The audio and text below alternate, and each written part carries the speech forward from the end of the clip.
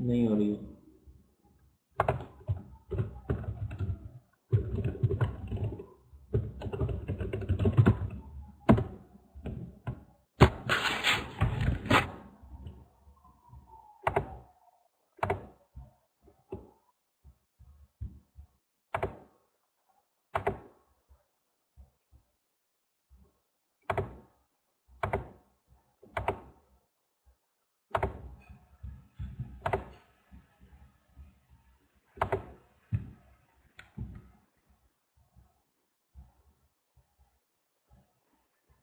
Right?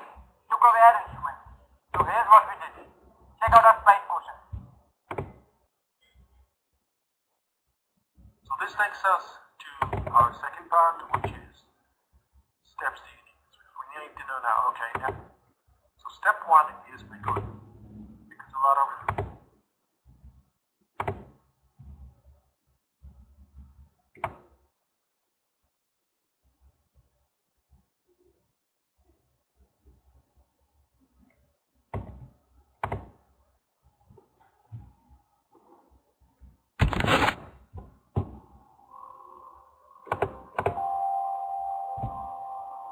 Yes.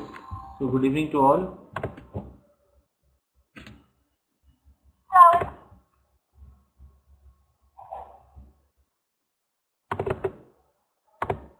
Do you all hear my voice?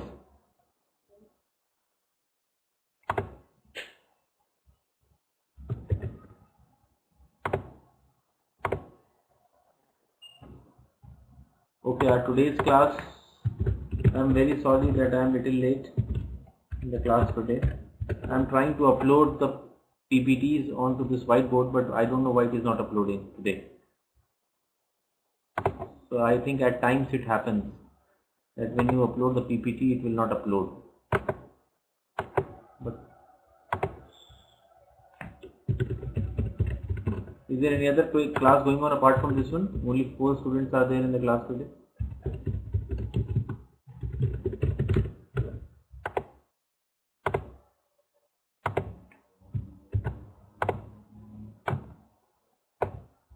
Do you all hear my voice?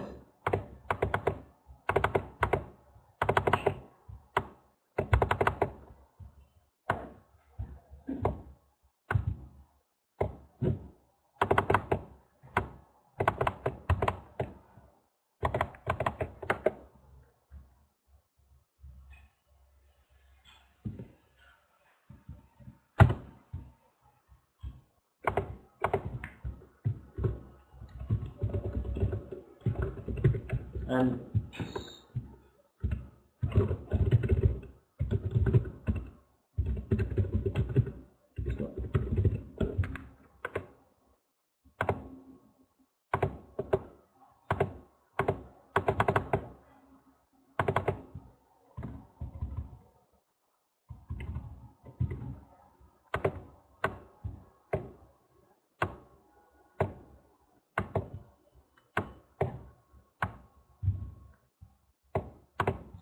so our today's class is on marketing management, and the topics which we are covering in today's class is brand repositioning, challenges of product branding, and product labeling. So this is our today's topic.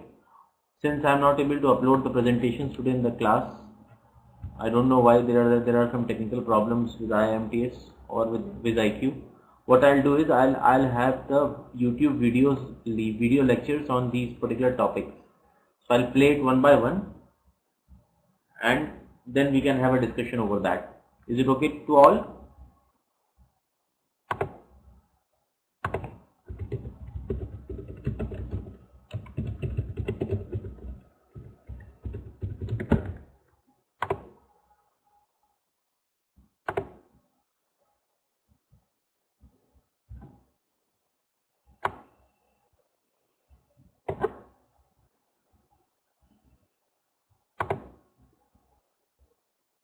Good day, ladies and gentlemen. Today we're going to take a look at...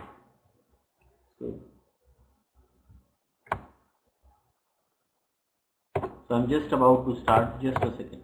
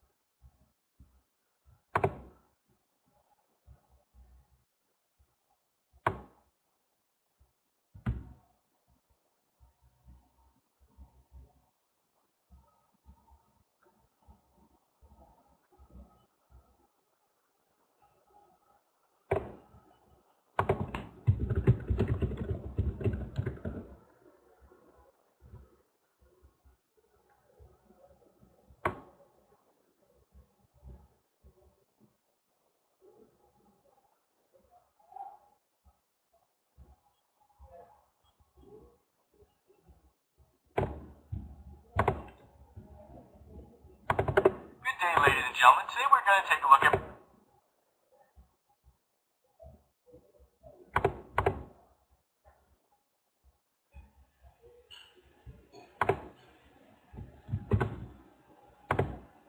what I'll do is I'll just play one video. You just all everybody watch this particular video.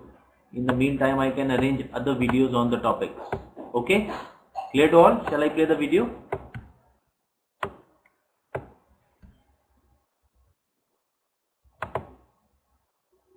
Shall I play the video, everybody?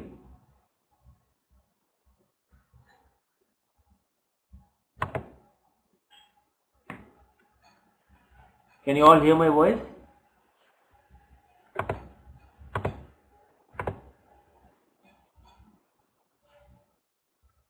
Okay. Good day, ladies and gentlemen. Today we're going to take a look at branding and all the various components of it. So brand names, logos, and slogans. Now this is my favorite part of marketing, so you're going to have to bear with me. I love talking about branding. It includes visual and auditory components. So make sure you get out your notes, follow the STORM philosophy, and sit back and enjoy. Okay, so what are we going to look at today? Well, we'll first look at brand names and the difference between corporate dominant and product dominant brand names. Then we'll take a look at the three different types of logos: monogrammatic, visual, and abstract. And lastly, we'll finish up with slogans. And as Rick Hansen, we always say here, the end is just the beginning. So what is branding? Well, branding or a brand name gives a product its distinct identity. This is what sets it apart from its competition. This is called differentiation. It helps consumers understand what the brand is, what it's trying to convey, the positioning and all of those things that we've looked at, and remember this so that when they go back to the store, they can look for the brand, they can recognize it, and they'll buy it. And this is what we refer to as top-of-mind awareness. So if I were to say shoes, maybe some of you would say Nike. That's because that brand has illustrated it can achieve top-of-mind awareness with you. Now the brand consists of all features that make up a product's image, not just the brand name, but also the slogan and the logo. And this conveys the product's personality.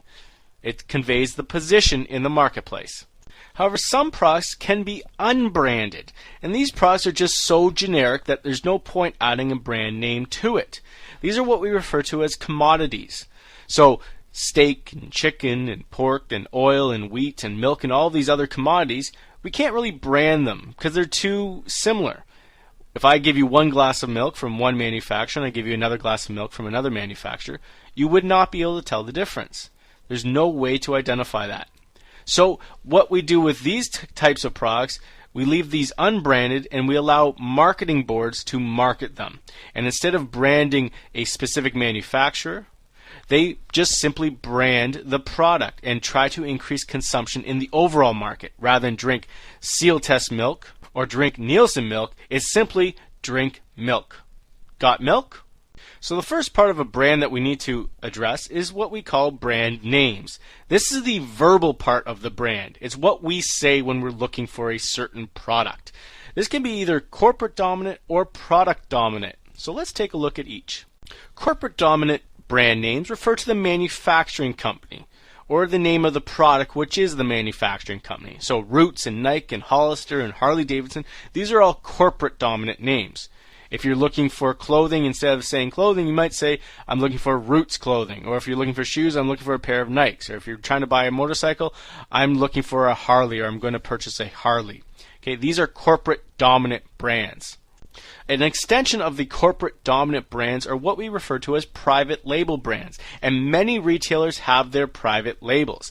These exploit the corporate image of the seller as opposed to the manufacturer. So President's Choice, Life, Mastercraft, Joe, George, these are all made by other manufacturers. It's not like Loblaws in the back storeroom there. They have people putting clothing together or putting beans in a can.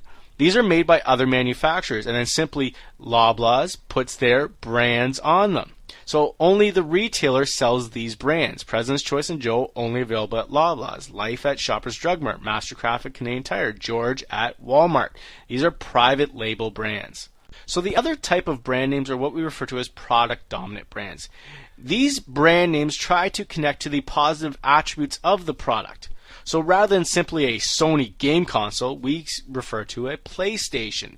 It's something you really enjoy and you play and you use it and all those things. Pampers. Rather than just putting diapers on a baby, you're putting Pampers on the baby and you're pampering the baby.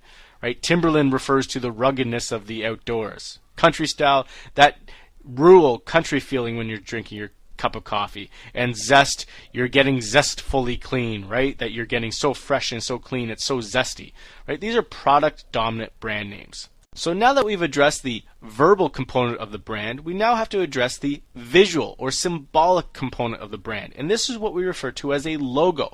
It's all of the visual or symbolic ways that we create the brand. These are trademarks and brand marks and logotypes and corporate symbols. These are all heavily, highly protected because they are so unique, right? And it sets the product away from other products sitting on the shelf. Now, logos can have three basic forms, from the monogrammatic symbol to the visual symbol to the abstract symbol. The first monogrammatic logos are stylized pieces of writing that portrays the company's name or initials or a combination of initials and numbers in the logo. So IBM is a great example of a monogrammatic logo. GE, Post, Bauer. So it can be initials, it can be a combination of such, but it has to do with letters and or numbers. Visual symbols are drawings of people, animals, or objects, right? So oftentimes we see a visual symbol with the brand name underneath it or next to it, but the visual symbol is the logo. The Toronto Blue Jays, for example, has the Blue Jay as its visual logo. Now, a strong visual symbol with a strong brand name can communicate a great deal about the product or service. You may not be sure what Petro-Canada does, but you definitely know it's Canadian, right? You're not sure necessarily what WWF does, but you know it has to do with some sort of wildlife. NBA, pretty apparent there as far as what it's connected with. So visual symbols can be highly descriptive even without any words. And lastly, abstract symbols. Now this is where the marketing or creative department just got crazy, right? So these abstract symbols carry some sort of visual message, but they're really not that identifiable. They're a vague product association.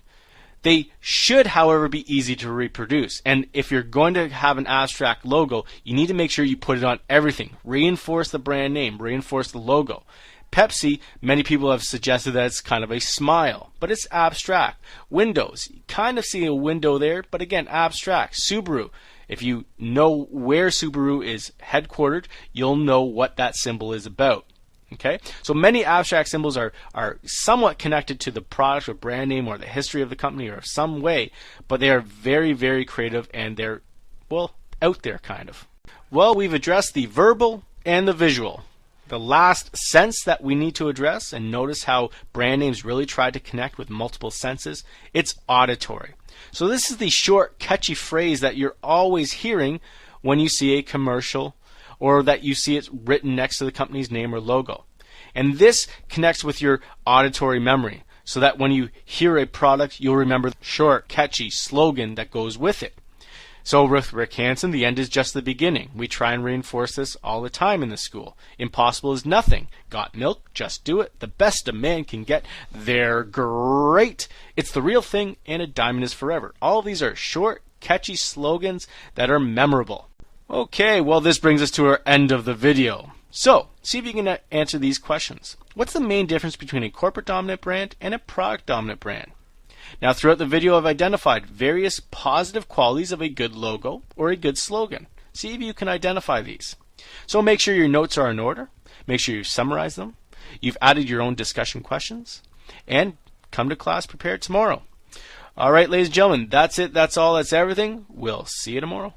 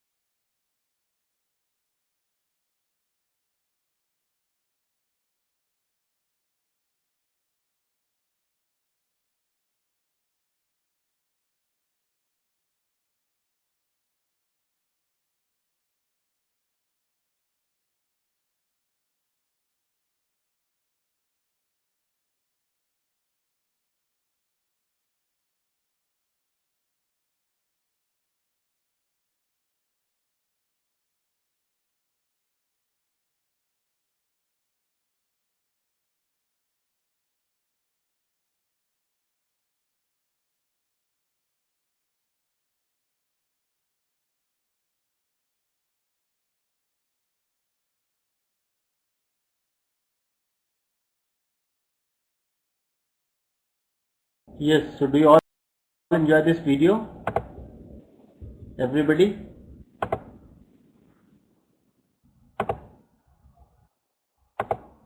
Do you all enjoy this video, which is related to our today's class on marketing management, and the topic which we are covering is brand repositioning and challenging a product brand. I am not able to get response from you people on chat box. Do you all able to hear my voice?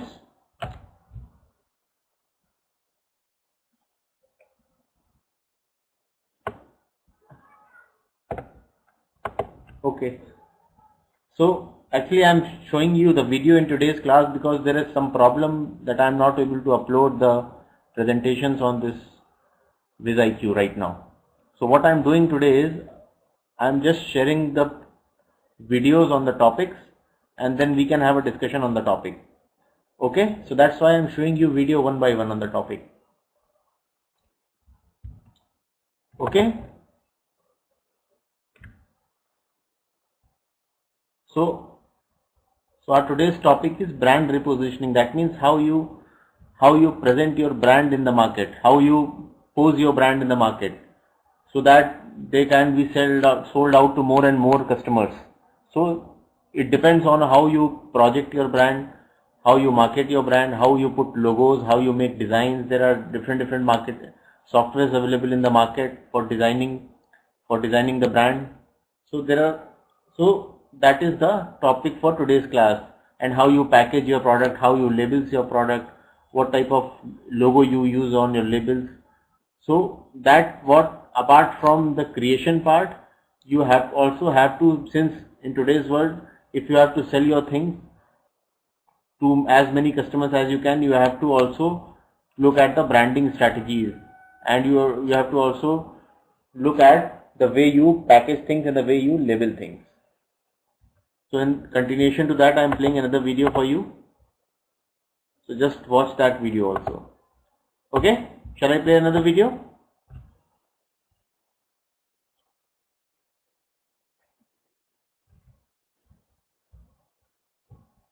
Okay.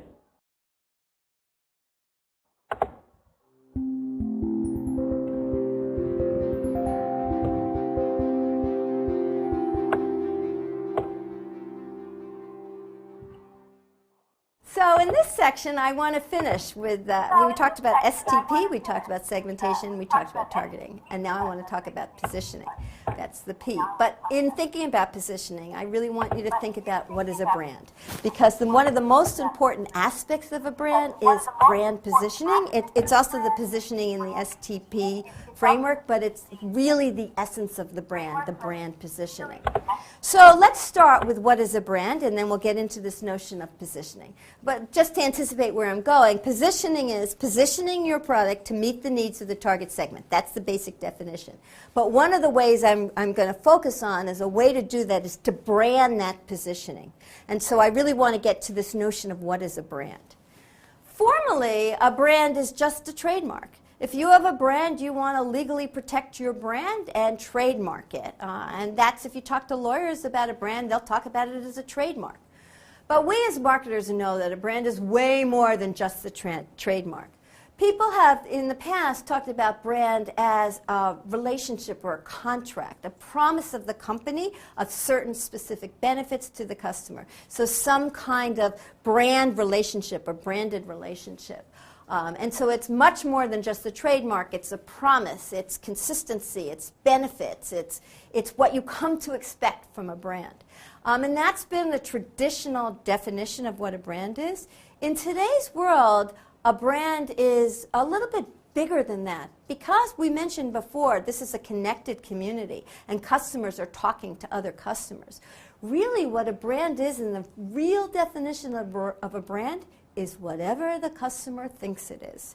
That's what the brand is. What sits in your customer's head, regardless of what you try to put there, is what your brand actually is. So if you have a very strong branded message, and something like Disney, which is a very strong brand name and a very clear positioning, then hopefully what Disney thinks their brand is what the customers think it is. But if your message is not so clear, and you want your brand to mean something, but what the customers think is something different, guess who wins? It's the customers. That's what your brand is, what sits in the customer's head. And so a lot of what marketing is and understanding about brands is to do market research to understand how customers do think about your brand. Now, we're talking about the notion of positioning. And so a positioning statement is a definition or a positioning statement for a particular brand. I have here two examples of positioning statements for two brands of personal computers. These are a little bit old. It's when Apple and IBM were really focusing on personal computers. But I want to use these examples because they're very clear, crisp positioning statements, and I think we can learn a lot by understanding these positioning statements. So let's look first at Apple Computer's positioning statement. And if we read that, it says, Apple Computer offers the best personal computing experience to students, educators, creative professionals, and consumers around the world through its innovative hardware, software, and internet offerings. That's one positioning statement. Compare that to IBM, which was very, very different at the time. IBM is for businesses who need computers. IBM is the company you can trust for all of your needs. Very, very different positioning. That is a really good positioning statement when one company can be so differentiated from the other company. They're going after different target segments, and it should be quite clear by the positioning statement. Let's break that positioning statement into its parts so that we can understand what a good positioning statement has. And let's focus here on the Apple computer. There's three pieces to the positioning statement. There's who is the target segment, what is the point of difference that they're offering to that target segment, and then there's what is the frame of reference. And the frame of reference is who are the other competitors that they are comparing themselves to. The target segment here, and if you think about Apple, the target segment is students, educators, creative professionals. A brand should have a crisp target segment, even if that's not the only people who use the product. So nowadays, Apple's so popular that, everybody has an Apple. Your grandmother has an Apple. Somebody who's not a student has an Apple. Not just creative people anymore. Yet, even though Apples are ubiquitous and lots of people have Apple products, still it's positioned to creative people. It's a very designy brand. So it still has a very clear target segment, even if that doesn't limit who might use the product. It has a point of difference. What's the point of difference for Apple? It's innovative. Apple offers state-of-the-art products. We look for design and innovation from Apple, so that's its point of difference. And in this case, what's the frame of reference? In this particular positioning statement, it's other personal computers, personal computing experience. So you have these three pieces to a strong positioning statement: the target segment, the point of difference, and the frame of reference. And positioning is defining the value proposition in these three terms: the target market, the point of difference, and the point of parity. Now you can play around with this.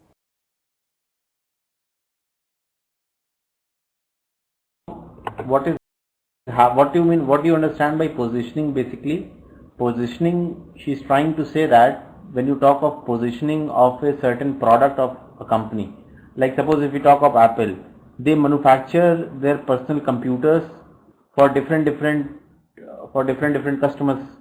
For students, they have a different offer. For educators, they have a different offer. For company people or professional people, they have a different sort of an offer. So when you talk of students, that means you are positioning your particular product for that particular category for students. When you talk of educators, that is altogether a different category. So for that, positioning is different. So positioning is how you put your product for that particular target segment. That is what is positioning is. Suppose if my target segment is students, so for that my positioning is different. If my target segment are educators, for that my positioning is different.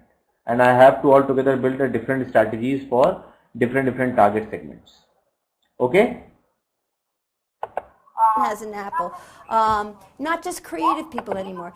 Yet, even though Apples are ubiquitous and lots of people have Apple products, still it's positioned to creative people. It's a very designy brand. So it still has a very clear target segment, even if that doesn't limit who might use the product. It has a point of difference. What's the point of difference for Apple? It's innovative. Apple offers state-of-the-art products. We look for design and innovation from Apple, so that's its point of difference. And in this case, what's the frame of reference? In this particular positioning statement, it's other personal computers, personal computing experience. So you have these three pieces to a strong positioning statement: the target segment, the point of difference, and the frame of reference. And positioning is defining the value proposition in these three terms: the target market, the point of difference, and the point of parity. Now, you can play around with this. And if you think about this and get into it a little bit, you may realize that your point of difference is going to be relative to the frame of reference. So, for example, let me give you an example of this product isn't on the market anymore, but it's Crest made this chewing gum. If the Crest chewing gum was referred to, the frame of reference was other toothpaste products, then Crest chewing gum's point of difference is it's a toothpaste product that's in gum form. Okay? On the other hand, if you take Crest chewing gum and compare it as a frame of reference to other chewing gums, the point of difference is this is a chewing gum that has toothpaste in it. So these two things go together, and part of the art of coming up with a good positioning is figuring out who's the right target market to go after, and also what's the frame of reference and what's going to be your point of difference. And playing around with those two points about product, price, promotion, and place to position your product to meet the needs of the target segment. And positioning should be clear and simple and focus on a few key benefits. Sometimes people talk about this as a unique selling proposition. The position point of difference, you must choose a frame of reference to have a clear positioning, because if you try to be everything, you're going to end up being lukewarm tea, and that is not a good brand positioning. Positioning, once you have the good brand positioning, that should determine what products you develop. And positioning is a strategic idea. So you really want to think about this in terms of what's your target segment, what do customers want, what's your competition, what is your position relative to the competition. All of that is a big picture strategic vision. That is distinct from messaging. Messaging is tactical. Once you have your brand positioning, you can decide things like what color should the brand be, or what should the symbol be, or what should the logo be. And we're going to talk about those in the third section of my part here, but that's very much tactical and messaging. Positioning at the level I'm talking about it right here, this is very much a strategic idea. And a very important piece of this is this point of parity or frame of reference. These are, so I want to spend a little bit more time thinking about this just so that you understand. It's a part of the positioning statement, but it's associations that are not unique to the brand. They are these frame of reference, they are associations that are shared with other brands. And you want to think about these points of parity as things that are necessary for the category. So something a brand must have to be considered in this frame of reference. So for example, if your frame of reference is a grocery store, then people think in order to be a grocery store, it has to have produce or it has to have fresh product. That's what a grocery store is. And if it doesn't have that, it's not a grocery store. So one of the things you think about in terms of these points of parity are what are the conditions that your brand must have that they share with the competition to be part of that set.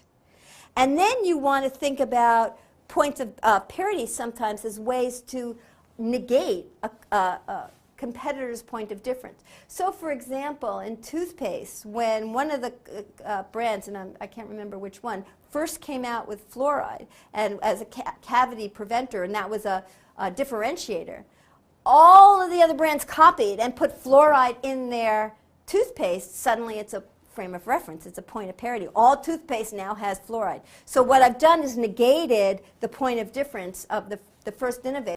Steve Jobs is still here. He used to go out in January and come up with some big innovation every year, an announcement about Apple. On January 9th in 2007, one of the big announcements at the time was that he changed the name from Apple Computer to just Apple. And now it's been a while, and so which one of the three aspects of the brand positioning did he change? Did he change the target segment? Did he change his point of difference? Or did he change his frame of reference? It should be clear, he changed his frame of reference.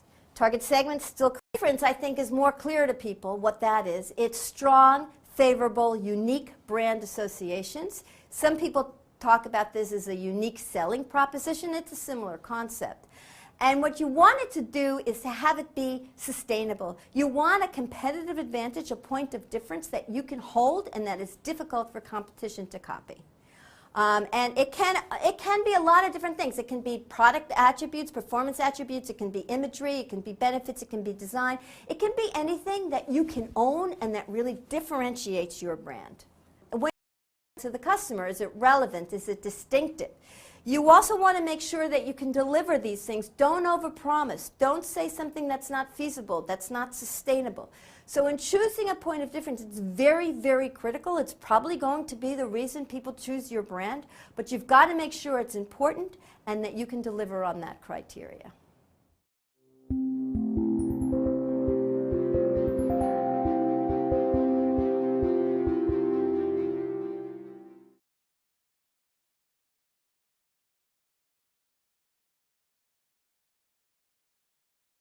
Okay, so any questions on brand positioning till now?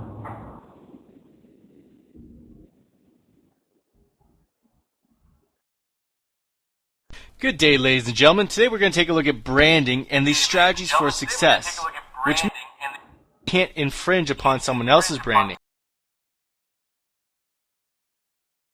Seal test milk or drink Nielsen milk is simply drink milk.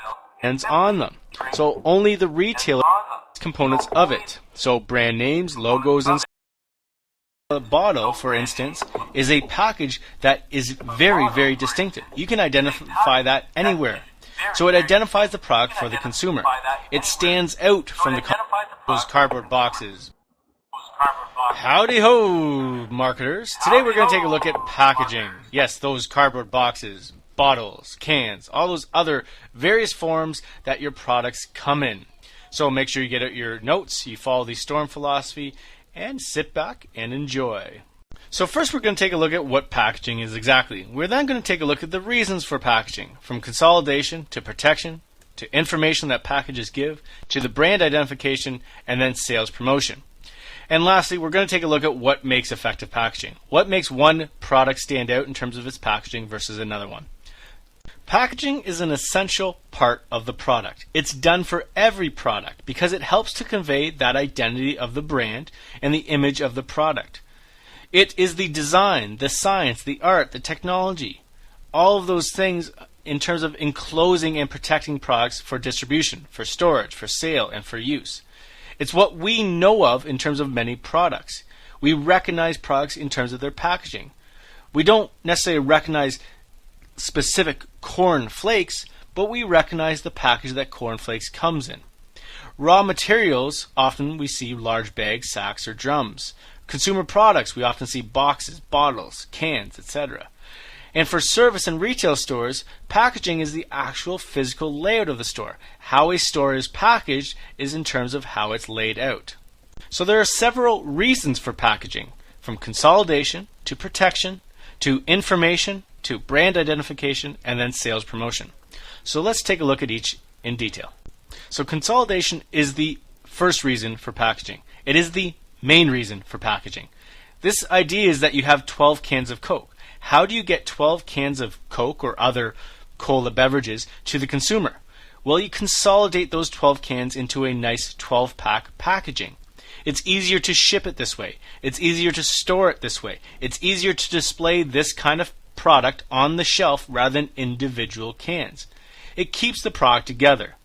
So liquids, how else are you going to get the liquid, so milk let's say, to the consumer? Well, you need to put it into a bottle, into a jar, into a bag. Hard goods, you put these in boxes, in plastic containers. And bulk goods, in large boxes, in containers. We even see this for fruits and vegetables and many produce items, right? They need to be consolidated into an easy to ship kind of packaging. The second reason for packaging is protection. We need to protect products from breaking, from being tampered with, or from going bad. Many products would go bad much earlier if it wasn't for the packaging. Milk, for example, if you left milk out on the counter, right, it would go bad very quickly. Therefore, we put it into packaging, and until you open that package, it could stay for a longer period of time. So we bubble wrap packaging. We put them into foam or plastic or styrofoam containers. We put perishable goods in shrink wrap, in cans, in other types of packaging. Right? We put cotton in medicine bottles. This will help protect the product from going bad earlier. We also put safety seals and childproof caps on many items such as Tylenol and Advil because we don't want it being tampered with. And for a great example of why we do this, all you need to do is look back to the huge Chicago Tylenol tampering case that happened years ago. That's the very reason why we have childproof and tampered-proof safe caps. The next reason for packaging is to convey information to the consumer. Now, the law requires many pieces of information on labels and food packages. Producers will provide this information on their own, but they also have to, and that's an important distinction here. They have to put on food packages ingredients, nutritional information, the name and address of manufacturer, a universal product code, the net quantity of the product, the serving size, how to store the product, a best before date, assembly or cooking instructions, and health warnings. All of these are requirements by the Canadian government. It's to help the consumer, it's to inform the consumer, and it's to make it easier for the consumer to understand the product. So we take it for granted that all this information happens on packaging, but it's a requirement. Now, for other types of products, you'll find various other pieces of information, and this is just as important. Consumers need to know exactly what the product is and does. The next reason for packaging is brand identification.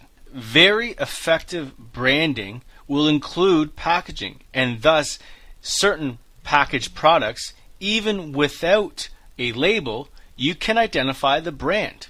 Coca-Cola bottle, for instance, is a package that is very, very distinctive. You can identify that anywhere. So it identifies the product for the consumer. It stands out from the competition. And when you are able to do this, you have a proprietary design. It's protected, and no other manufacturer can copy this proprietary design. So when you want a package that stands out, that catches the consumer's eye, that identifies the product, you want to make it colorful, eye-catching. You want the product name prominent somewhere on the label or the package itself. And by doing so, you will have effectively identified your brand. The last reason for packaging is promotion. Packaging can act as that silent salesperson. It can be that last piece of promotion to encourage the consumer to purchase the product. So it's another way to promote and advertise your brand or your event. So for instance, when you go to the movie theater and you buy the supersize cola drink and it comes in this souvenir glass or cup, that's a take-home cup, that's a promotional item. It has the movie or some movie identified on it. Limited edition packaging is also promotional tools. You might already have an Xbox, but because it's an Xbox that is designed for a specific game, Gears of War or something like this, you might go out and buy that actual Xbox as well. And another way to encourage your product and consumers to buy your product through promotional type packaging is to state that your package is environmentally friendly. Many consumers now are looking for environmentally friendly packaging. They're not looking for packages that have 15 layers of plastic that you need a crowbar to get through. That's annoying for consumers. And so many consumers are looking for packages that state that they're environmentally friendly, that they're recyclable. And this is a promotional type tool done by manufacturers. Okay, so tying this all together, what makes effective packaging? One, it's got to be creative and unique. It's got to stand out. It's got to be distinct. It's got to be different. Appropriate colors and fonts. If your brand is a certain color, your packaging should represent that brand as well and should have the appropriate color associated with that package. The label should be easy to read. If you use calligraphy type font or really difficult to read font, people might not recognize your product. Images are always beneficial to the consumer. Again, think about yourself. Are you a visual learner? If you are, you probably are drawn to packages that have visuals. The packaging should be relevant to the product. A product such as beans, I don't think it needs to go in a package such as a cardboard container. It's not very relevant to the product. Appropriate language. It shouldn't be offensive. It should also state exactly what's in the package. Including necessary and legal information. This is a requirement, so you need to make sure you do this. Easy to access the product inside. If you ever purchase something where you need scissors, and then you need a crowbar, and then you need a hammer, and then you need all sorts of other tools to open it, you will be very frustrated with this packaging. You'll probably not buy the product again. I always love those packages that are, you buy a pair of scissors, but you need a pair of scissors to open that package. Makes no sense to me. Another thing, doesn't look tampered. If a package has that look that it's roughed up, it's beaten up, it's not really an effective package. You want your package to look fresh and clean and doesn't look tampered. And lastly, simple. Keep it simple, silly. Simple packaging oftentimes stands out. And so many of those examples you see on this slide, you can see it's very simple, and yet they're very eye-catching. Well, this brings us to our end of the video. So, it's question time. How important is the packaging to brand identification?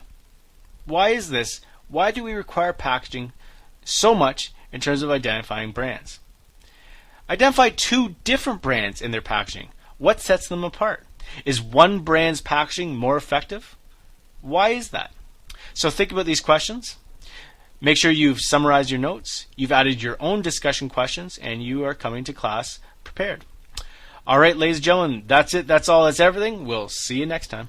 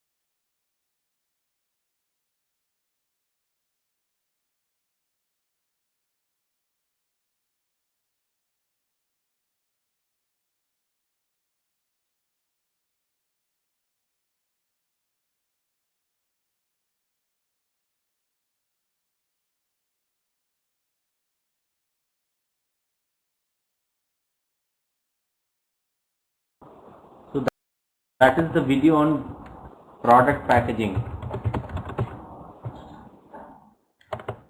and the video seems to be very simple. So I think you people don't have any problem in understanding the video. Is it so? Do you understand the video properly? Because the words that is being used in the video are very simple. Okay. What about others? Okay, so shall we move on to the next video?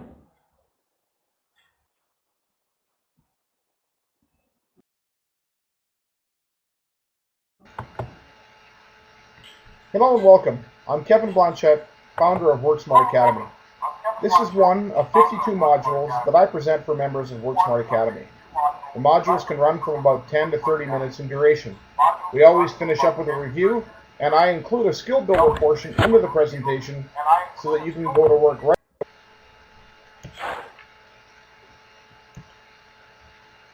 So what is a positioning strategy and statement?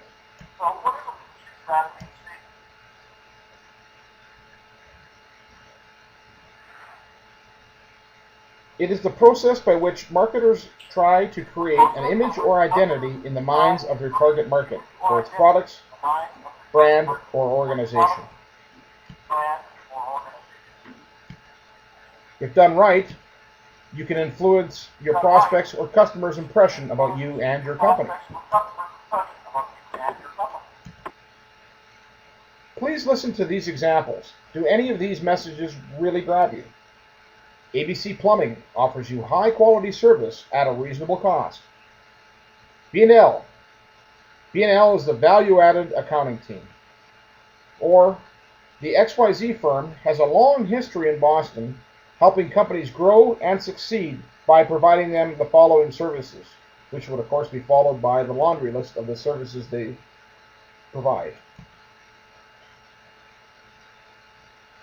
Do any of these messages really grab you? Do any of them make you want to learn more about the company and their services?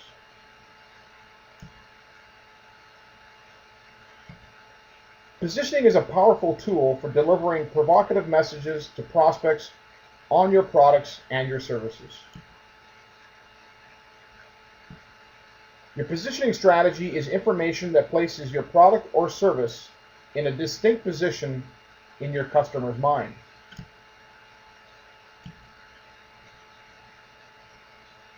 Your positioning statement shares how your company defines its business or how a product or service distinguishes itself, how your customers will benefit from its features, and lastly, how these benefits will be communicated to your customers.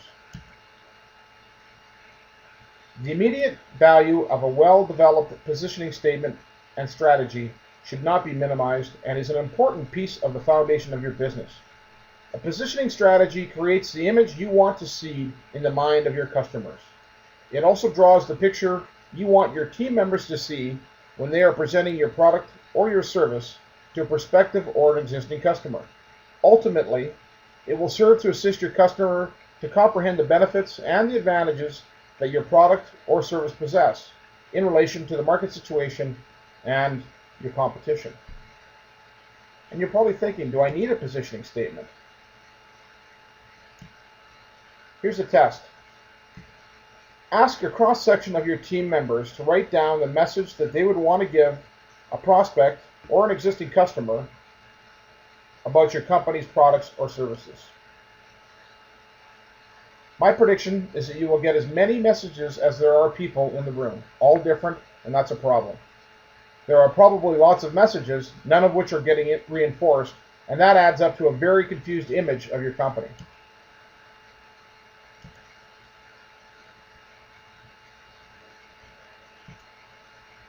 Positioning is the perception that happens in the minds of your target market. It is the perception the market has of your company as compared to your competition. Positioning will happen whether or not a company management is proactive, reactive, or passive about the ongoing process of evolving your position. However, you can positively influence the perceptions through strategic actions. A positioning statement is not the same thing as a mission statement. The mission statement describes the reason you are in business, what you're trying to accomplish, which is essentially your vision, and how you're going about accomplishing it, your values.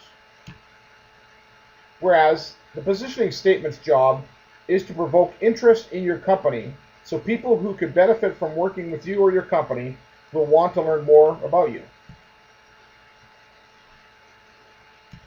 Your team will have valuable insight into your products and services, as well as your customers and your market. In developing a positioning statement, you essentially have three options. Your first option is positioning your product or your services against your competitors. Second option is emphasizing a distinctive, unique benefit associated with your products and services.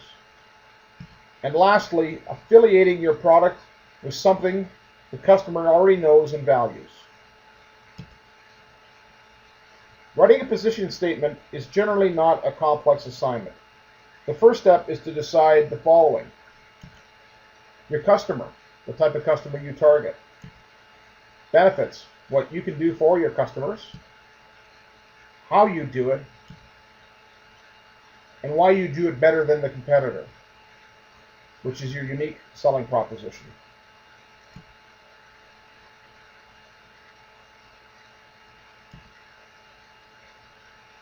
I encourage you to involve a broad cross-section of your team. Try to ensure that you do not solicit just those that are similar to you or those that generally support your ideas. Invite team members with differing points of view. Look to involve people that are creative, non-conventional, those that think outside the box, and are engaged and committed to your organization.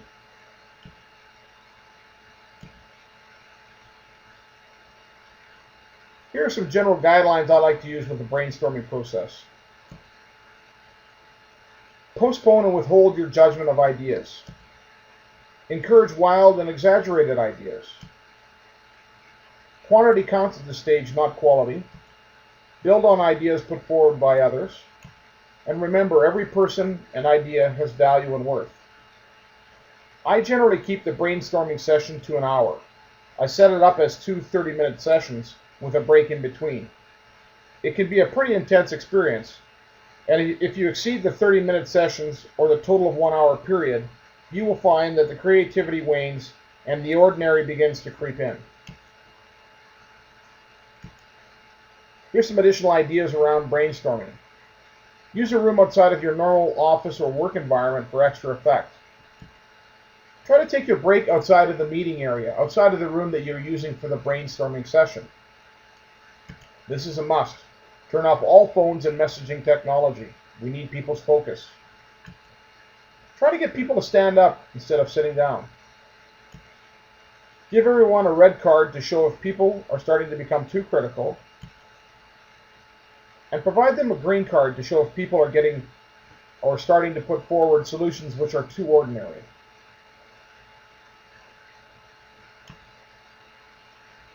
The critical questions you're going to want to answer during your brainstorming session are: what are our products and services? Our product or services provide the following benefits to the following customers, which are your target market. Our product or service is better than our competitors in the following ways. And we can prove our product or service is the best in class. And you need to focus on objective evidence here, key differentiators, and if you have testimonials already organized within your company, they will also be very helpful in the process. From here, you're going to need to distill the information. You need to analyze all of the information collected in the brainstorming session. Create a draft statement that you feel is provocative and might serve as the company's positioning statement. Then email the draft along with a list of all the ideas discussed in the brainstorming session to each participant. It is important to ask each of them to individually comment on what you are proposing rather than a group response.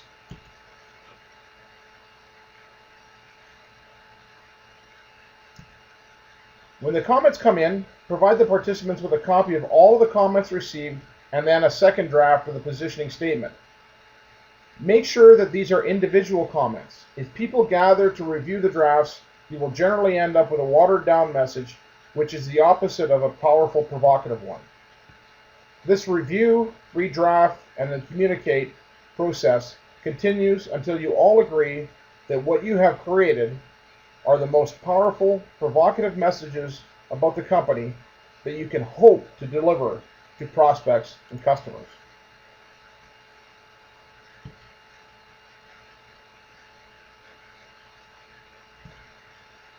You will use your positioning statement to design all of your marketing communications and integrate it with every aspect of your marketing program. Any and everything you will do as part of your marketing program, and that's from your website design to product packaging and advertising, should focus on communicating to your customers the points contained in your positioning statement. So, make sure you put the statement where you can always see it. Always get back to it whenever you are marketing the specific product for which it was crafted. As I shared at the beginning of the module, we always finish with a skill builder. Let's look at an example. Let's look at a company called Alta Industrial Automation, or AIA. AIA designs and manufactures data communication products for intelligent device networking. AIA's wireless data products deliver end-to-end applications for asset tracking, remote monitoring, and control solutions.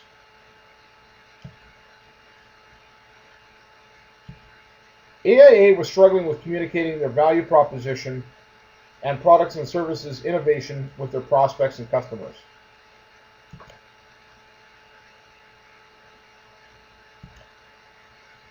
AIA first identified their products. The products were innovative machine-to-machine wireless data communication products. Then they answered the question, our products provide the following benefits: reliability, certified devices, cost-effective, and little additional engineering required. They then answered the question, who are our customers? AIA's customers include engineers and system integrators. Next, they answered the question, our products are better than our competition in the following ways: efficient to implement,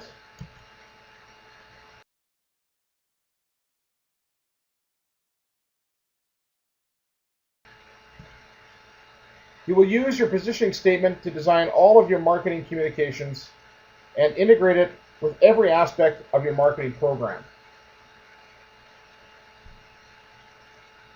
Any and everything you will do as part of your marketing program, and that's from your website design to product packaging and advertising, should focus on communicating to your customers the points contained in your positioning statement. So, make sure you put the statement where you can always see it. Always get back to it whenever you are marketing the specific product for which it was crafted. As I shared at the beginning of the module, we always finish with a skill builder. Let's look at an example. Let's look at a company called Alta Industrial Automation, or AIA. AIA designs and manufactures data communication. AIA first identified their products. AIA's customers include engineers, empower the end user in addressing their challenge.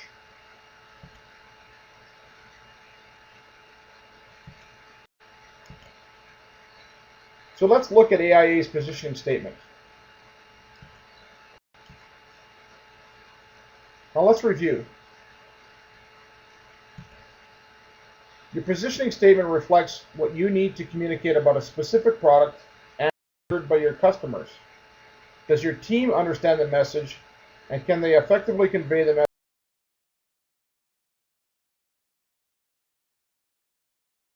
Customers, you have much more focused segmentation, and a lot of times it's based on their purchasing habits and their economic, how much money they make.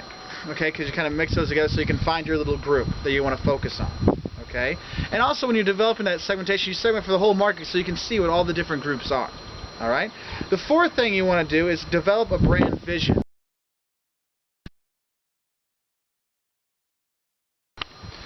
Hi guys, Mark here, and I'm in Enoia, Greece, just outside of Sparta in the Peloponnese, having a great time. And what I thought I'd do is teach you guys a little bit about branding while I'm here.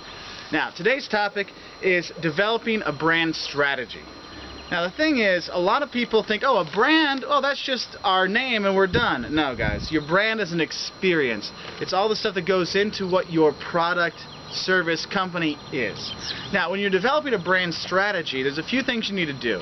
But before we go through developing the brand strategy, you need to have three things kind of already finished in your mind, these kind of things. First thing is, you already have to have a business plan for your company. What are you going to be selling? What you're going to be all these things. Because if you start to try to build a brand without a business plan, you're going to go all over the place. So it's good to have that business plan set in place beforehand so you know what it is what you want to do, and then you can build the brand to help build on what you want to get done. Okay? Second thing you need to make sure you have is make sure you have a lot of customer insight. You figured out, you really know your customers, you know what their habits, their purchasing tendencies and these things before you start building the brand, because you need to tailor it to them. And the third thing, before you even start developing that strategy, is make sure you determine the role that branding is going to play in your company. Because some companies, if you're sugar or gasoline, the branding part of it's not so easy because it's more of a commodity product. But if you're clothing or a food company or whatever, maybe those, you can use the brand to develop more value for your customer. Okay, how important is it going to be? So you kind of have those three things already decided before you start developing your brand strategy. Now, the actual steps to building your brand strategy. First thing you want to do is determine you have that business plan. Now, from that, determine your short-run and long-run business goals and how a brand can help drive to those.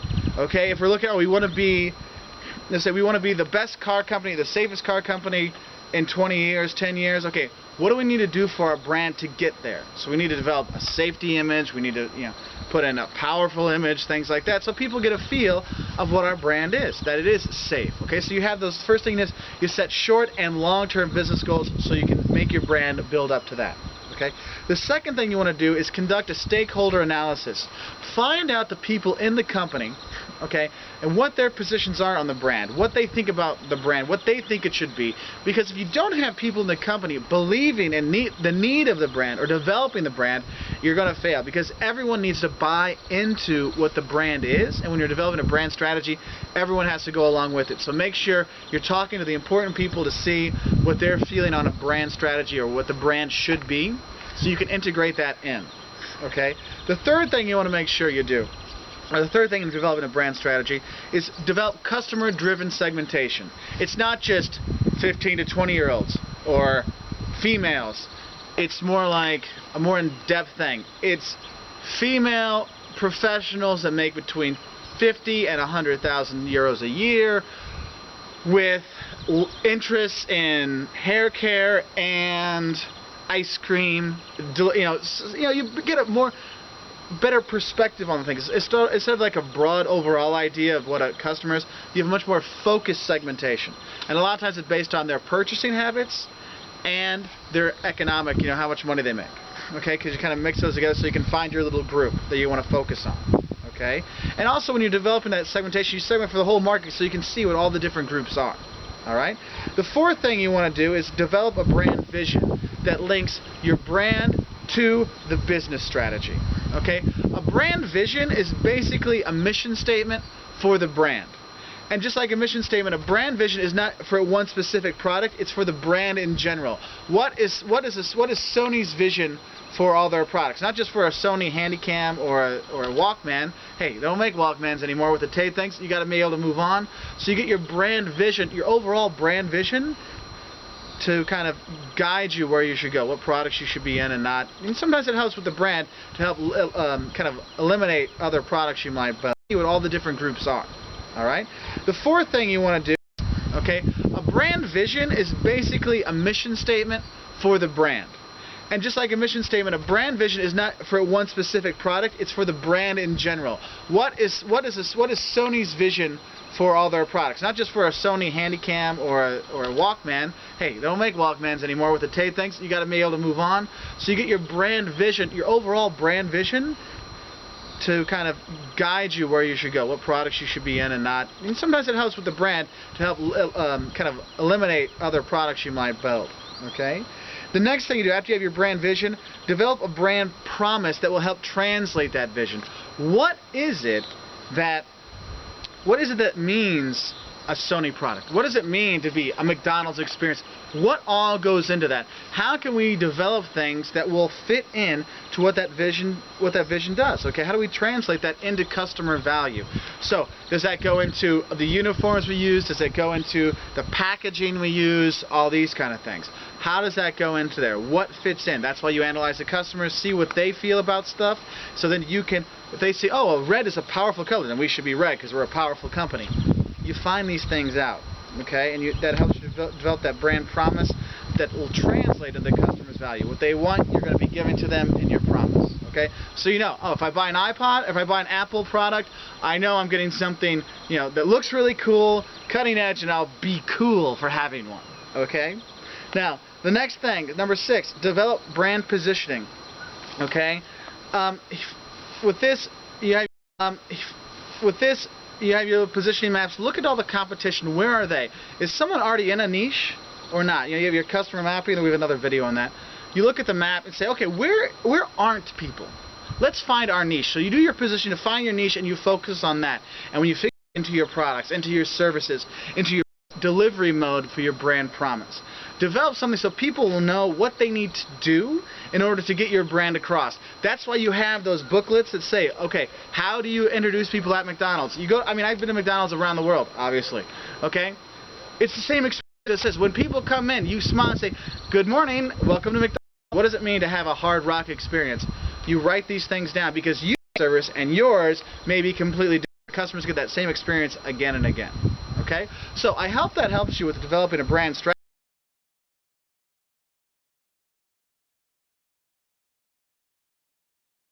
Okay, so I think this video also seems to be the good one and easy one. So do you all enjoy this video? So these are all the videos which sums up to our today's class, which is on brand repositioning, challenges of product branding, product packaging, and product labeling. So any questions, any queries? I think this, whenever we go to a market, we like the brand because the packaging is very good. We like the brand because the brand has a very good reputation in the market. The brand is available at a very cheap market. The labeling seems to be very good. So these are all the factors which makes brands a very good brand, and that's why we are very much inspired by that brand, and we spend money for purchasing that particular brand. So that brings us to the end of our today's class. Hope you have enjoyed the today's class. I am not able to upload the PPTs in the class because there is some problem with some WizIQ. No, not even a single PPT is uploading. That's why I have the videos, and that videos I have shared with you. Okay? So thank you all for your time. Hope you have enjoyed today's class, and just do give your feedbacks after the class. Thank you all.